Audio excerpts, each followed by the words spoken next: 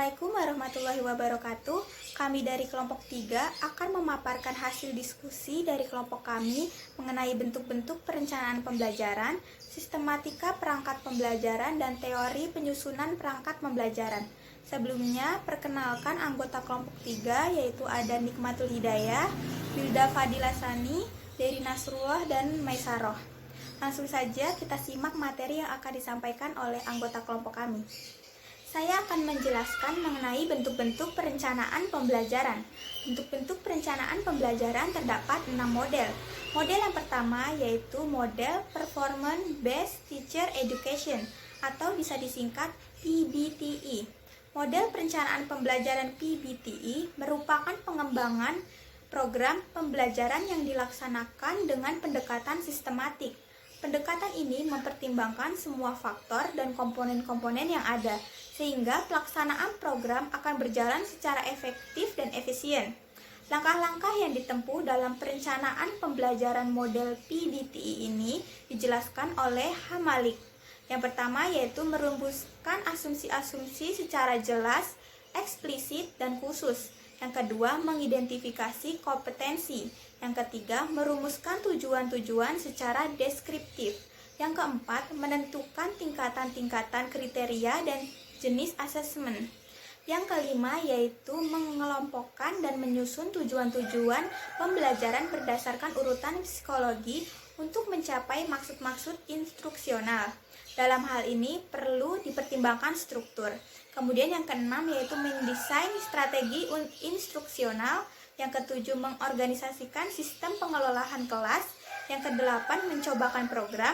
Yang kesembilan, menilai desain instruksional. Dan yang terakhir, memperbaiki kembali program. Model yang kedua yaitu model Dick, Carry, and Carry.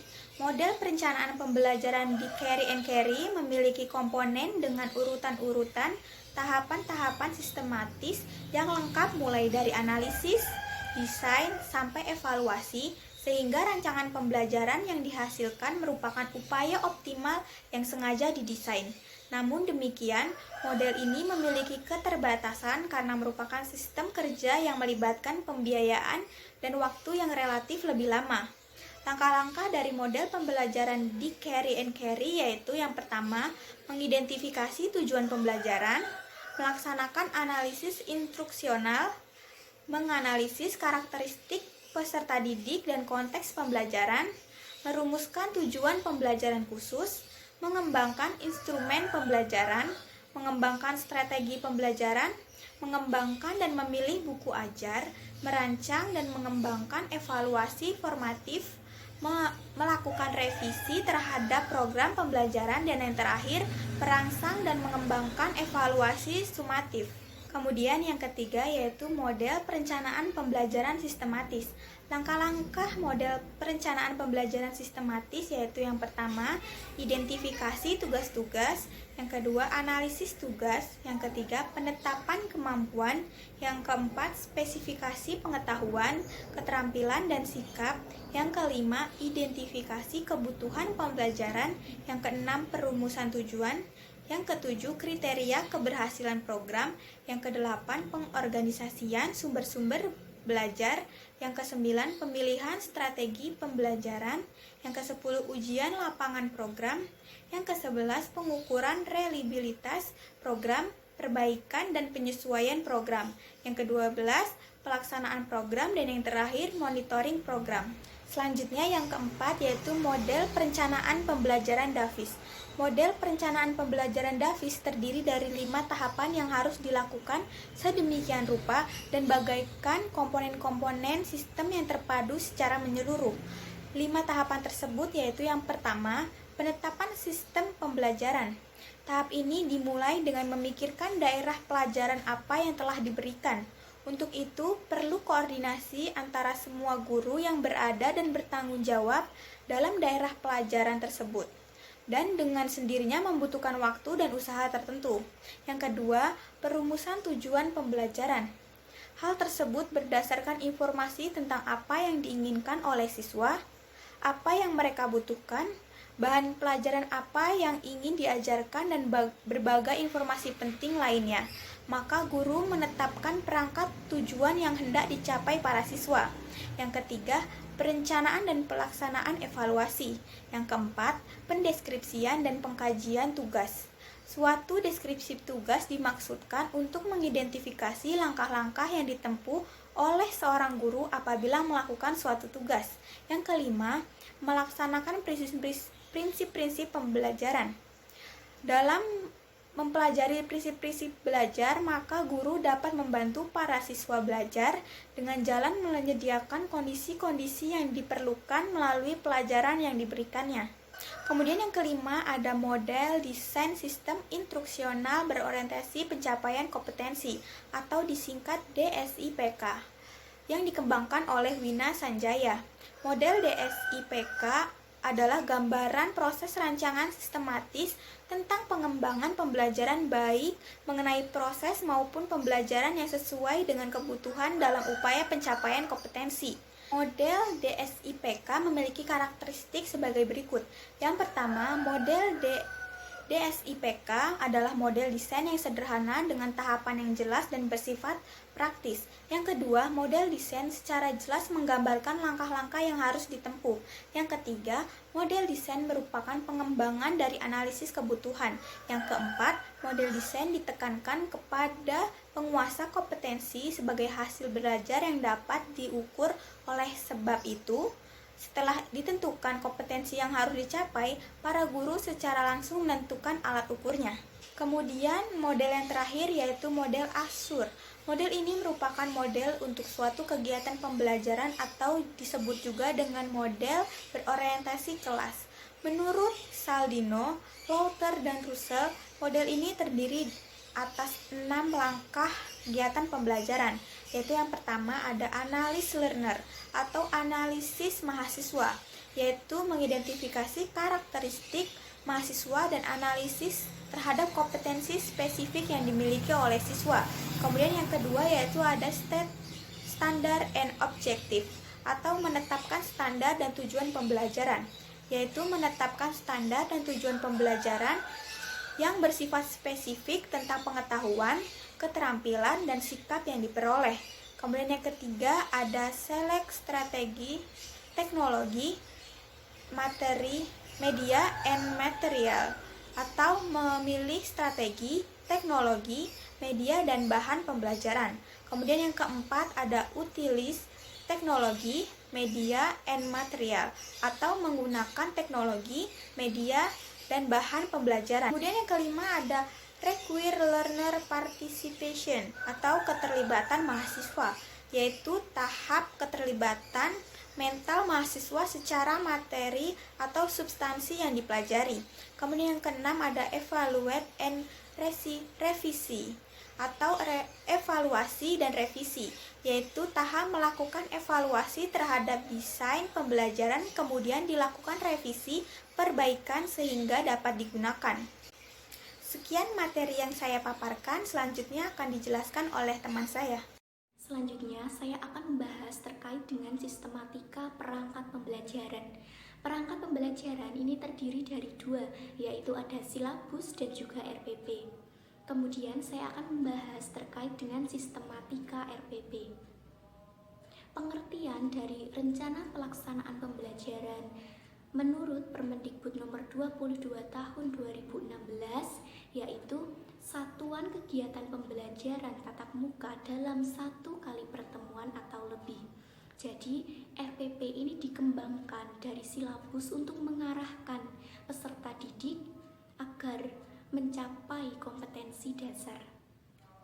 Lalu sistematika penyusunan RPP kurikulum 2013, yaitu yang pertama ada identitas. Nah, dalam identitas ini terdapat sekolah, kemudian materi pelajaran, kemudian kelas per semester, materi pokok, dan juga alokasi waktu.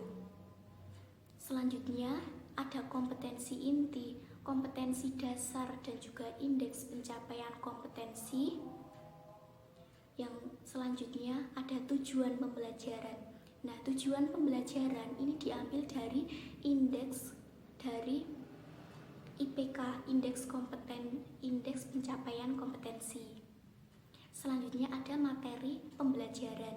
Materi-materi pembelajaran apa yang akan dibahas oleh guru?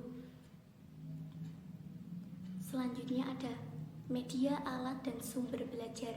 Nah, sumber belajar ini seperti lembar kegiatan siswa, kemudian ada buku teks, dan buku yang disusun oleh guru, ada handout, dan lain sebagainya. Kemudian ada langkah-langkah pembelajaran.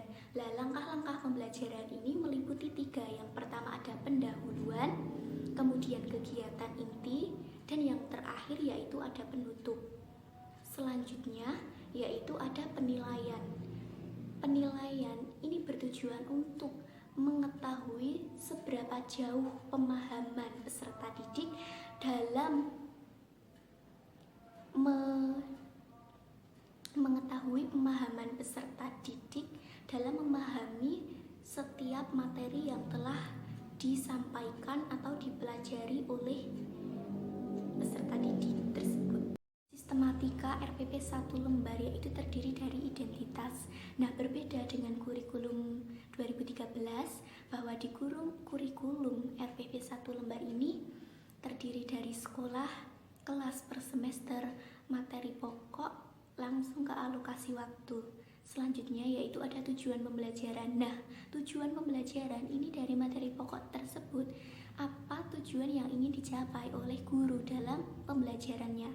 Setelah itu langsung kegiatan pembelajaran. Jadi tidak ada KD, IPK, KI, itu tidak ada dalam RPP 1 lembar. Setelah tujuan pembelajaran ini langsung ke kegiatan pembelajaran. Kegiatan pembelajaran ini mencakup 3, yaitu ada pendahuluan, kegiatan inti, langsung penutup, seperti yang sudah saya jelaskan di sebelumnya. Setelah itu penilaian. Penilaian atau assessment ini tergantung dari kebutuhan guru. Guru bisa mengamati bagaimana perilaku peserta didik saat di kelas, bagaimana perilaku peserta didik kepada guru dan juga teman sebayanya. Kemudian pengetahuan, kita juga bisa mengetahui seberapa jauh sih pengetahuan dari peserta didik dalam menyerap materi yang sudah dipelajari. Setelah itu juga ada penilaian dari segi presentasi atau hasil karya yang telah peserta didik lakukan. Nah, kita sudah mengetahui teman-teman bahwa sistematika penyusunan RPP kurikulum 2013 ini memang sangatlah banyak. Jadi, kondisi saat diberlakukannya kurikulum 2013 ini guru lebih sibuk dalam menyusun atau membuat RPP ini, mengakibatkan kurang maksimal dalam memberikan materi kepada peserta didik. Selain itu, guru juga sudah terpaku oleh format yang ada dalam RPP kurikulum 2013 ini. Jadi, guru kurang bebas dan leluasa dalam menyusun format RPP itu sendiri. Oleh karena itu, Menteri Pendidikan memperbaharui bagaimana sistematika dalam penyusunan RPP, yaitu ada RPP 1 lembar. Nah, gunanya RPP 1 lembar ini untuk membebaskan guru dalam menyusun, memilih, dan juga mengembangkan format dari RPP tersebut. Selain itu juga, guru mampu memberikan dan memaksimalkan waktunya dalam pembelajaran di kelas karena tidak terbebani oleh RPP ini. Jadi kita perlu mengetahui bagaimana sih sistematika terbaru dari RPP 1 lembar ini. Baik, terima kasih. Di sini saya akan melanjutkan materi. Fokus pembahasan saya di sini yaitu mengenai silabus. Jadi, silabus merupakan produk utama dari pengembangan kurikulum sebagai bentuk rencana tertulis pada satuan pendidikan yang memiliki keterkaitan dengan proses pembelajaran. Silabus juga merupakan hasil atau produk pengembangan desain dalam kegiatan pembelajaran. Dalam pengkajian kurikulum dapat dilakukan dengan menelaah silabus yang sedang digunakan atau dikembangkan. Silabus merupakan rencana pembelajaran pada suatu mata pelajaran tertentu atau tema tertentu yang mencakup standar kompetensi, kompetensi dasar, materi pokok, kegiatan pembelajaran, indikator penilaian, alokasi waktu, dan sumber belajar. Manfaat dari silabus sendiri yaitu pertama, dapat dijadikan sebagai pedoman atau acuan dalam pengembangan kegiatan pembelajaran. Kemudian mampu memberikan gambaran atau pokok mengenai program yang akan dicapai dalam suatu mata pelajaran tertentu. Kemudian dapat dijadikan sebagai tolak ukur keberhasilan dalam suatu program pembelajaran, serta mampu dijadikan sebagai dokumentasi tertulis sebagai akuntabilisasi suatu program pembelajaran mengenai pengembangan silabus. Dalam pengembangan silabus terdapat beberapa prinsip. Yang pertama yaitu ilmiah. Dalam artian di sini harus dibuktikan kebenaran dan mampu dipertanggungjawabkan. Kemudian yang kedua yaitu relevan, artinya dalam silabus mampu mencakup mengenai kedalaman tingkat materi sesuai dengan perkembangan siswa. Kemudian yang ketiga yaitu sistematis. Komponen dalam silabus harus saling berkesinambungan atau secara fungsional dalam mencapai kompetensi. Kemudian yang selanjutnya yaitu konsistensi. Silabus harus nampak hubungan konsistensinya dalam semua komponen yang ada. Kemudian selanjutnya yaitu memadai. Dalam artian silabus harus menunjang pencapaian kompetensi dasar yang akhirnya juga mencapai pada standar kompetensi. Kemudian yang selanjutnya yaitu aktual. Dalam artian di sini silabus mampu dikaitkan dengan kehidupan sehari-hari. Kemudian yang selanjutnya yaitu fleksibel. Di sini silabus juga harus mampu mengakomodasi terkait keberagaman peserta didik, pendidik, serta lingkungan sekolah dan lingkungan masyarakat. Kemudian yang selanjutnya yaitu menyeluruh. Dalam artian komponen silabus harus mencakup seluruh aspek kompetensi yang meliputi 3 hal. Kemudian langkah-langkah penyusunan pembuatan silabus. Pertama, kita harus mengisi kolom identitas mata pelajaran. Yang kedua, mengkaji standar kompetensi dan kompetensi dasar. Yang ketiga, mengidentifikasi materi pokok atau materi pembelajaran. Yang keempat, mengembangkan kegiatan pembelajaran. Yang kelima, merumuskan indikator pencapaian kompetensi. Yang keenam, penentuan jenis penilaian. Yang ketujuh, menentukan alokasi waktu. Dan yang kedelapan, menentukan sumber belajar. Kemudian dalam pembuatan silabus kita perlu memperhatikan format, yaitu meliputi SK, KD, materi pokok, kegiatan pembelajaran, indikator penilaian, alokasi waktu, dan sumber belajar. Pada intinya dalam membuat silabus kita harus mencakup 8 hal yang sudah dijelaskan pada materi sebelumnya. Mungkin itu saja pokok pembahasan mengenai silabus. Selanjutnya materi berikutnya akan disampaikan oleh teman saya. Terima kasih. Baik, saya Maisarah akan melanjutkan materi tentang teori perencanaan pembelajaran. Nah, ada dua macam jenis teori yang menggambarkan 2 macam perencanaan pembelajaran, yaitu yang pertama ada teori deskriptif, kemudian yang kedua ada teori preskriptif. Nah, apa itu teori deskriptif? Teori deskriptif adalah kondisi dan metode pembelajaran sebagai variabel bebas dan parameter kedua variabel ini berinteraksi untuk menghasilkan efek pada variabel hasil pembelajaran sebagai variabel terkait. Sedangkan teori preskriptif adalah untuk menentukan tindakan yang menunjukkan hasil yang pasti seperti teori sistem, teori komunikasi, dan teori instruktusional. Seperti itu ya. Kemudian berdasarkan 2 teori tersebut dapat dijelaskan beberapa teori yang mendasari perencanaan pembelajaran, yaitu yang pertama ada teori belajar. Nah, apa itu teori belajar? Teori belajar merupakan teori deskriptif, yaitu menjelaskan bagaimana belajar itu ditempatkan. Ada dua kategori utama dari teori belajar yang mempengaruhi susunan dan keputusan-keputusan desain pembelajaran, yaitu yang pertama ada teori belajar behavior. Apa itu teori belajar behavior? Nah, teori ini menekankan pada apa yang dilihat, yaitu tingkah laku dan tindakan, memperhatikan apa yang terjadi, tidak memperhatikan apa yang terjadi di dalam pikiran karena tidak dapat diamati. Nah, jadi pada teori belajar behavior ini berpendapat bahwa manusia itu sangat dipengaruhi oleh kejadian-kejadian di sekitar lingkungannya yang akan memberikan pengalaman-pengalaman tertentu. Jadi seseorang belajar melalui lingkungan sekitar. Dua, ada teori belajar kognitif. Apa itu teori belajar kognitif? Nah, teori belajar kognitif ini lebih banyak menekankan pada faktor-faktor yang ada pada siswa.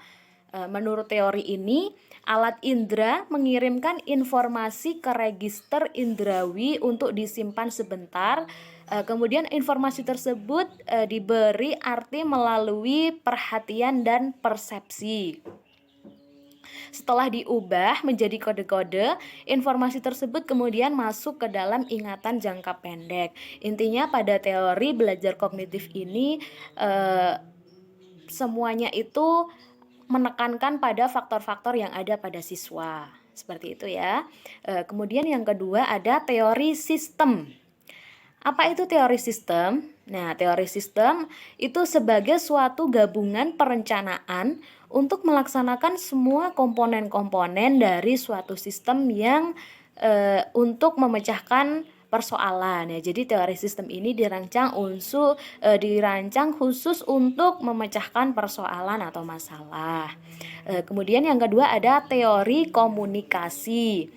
Apa itu teori komunikasi? Yaitu untuk membuat keputusan ketika memilih media dan menulis tujuan pembelajaran. Nah, jadinya sebelum diambil keputusan untuk memilih media dan untuk menulis tujuan pembelajaran itu harus dikomunikasikan terlebih dahulu.